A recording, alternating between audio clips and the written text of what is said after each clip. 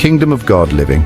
Lady Janice will give you an example of what you will learn in living the abundant life, having supernatural supply, divine intervention without human contribution.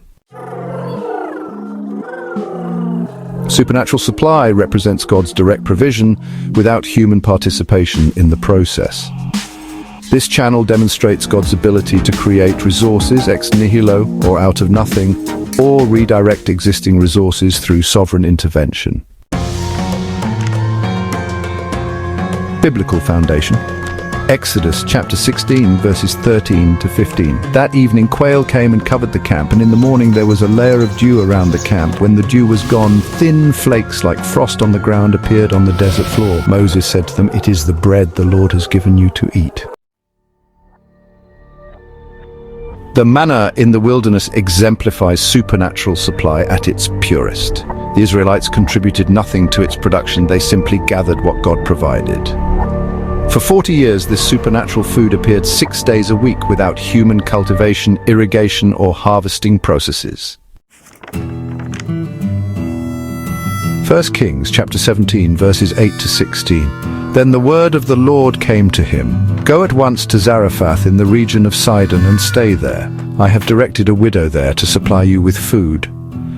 The jar of flour was not used up, and the jug of oil did not run dry, in keeping with the word of the Lord spoken by Elijah.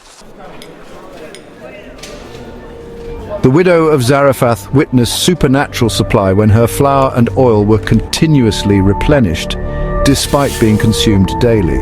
This miracle circumvented natural agricultural and production processes, demonstrating divine intervention without human production efforts.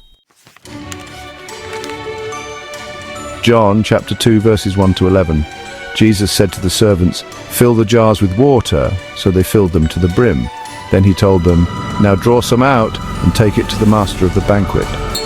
And the master of the banquet tasted the water that had been turned into wine.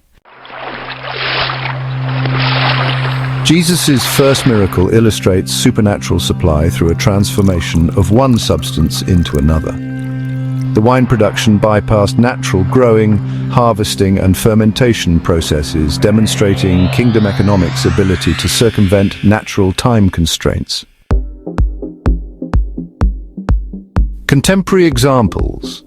George Muller, who established orphanages in 19th century England, documented over 50,000 specific answers to prayer, including numerous instances of food arriving precisely when needed without soliciting donations. In one famous instance, the orphanage had no food for breakfast, and Muller had the children thank God for the meal before any food had arrived.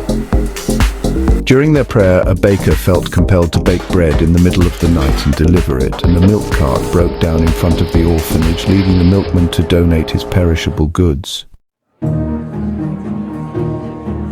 Missionary organizations frequently report supernatural provision of specific needs without having communicated those needs to potential donors. Heidi Baker, a missionary to Mozambique, has documented multiple instances of food multiplication where limited supplies inexplicably fed hundreds of children, similar to Jesus' feeding miracles. Key characteristics. 1. Often occurs in crisis or impossibility situations where natural solutions are exhausted.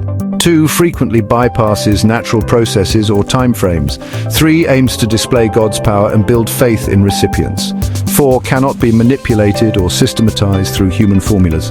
5. Often addresses specific immediate needs rather than creating long-term abundance. Thank you for watching. Want to learn kingdom principles? Join Lady Janice at embraceamazing.org. Learn how to live God's way.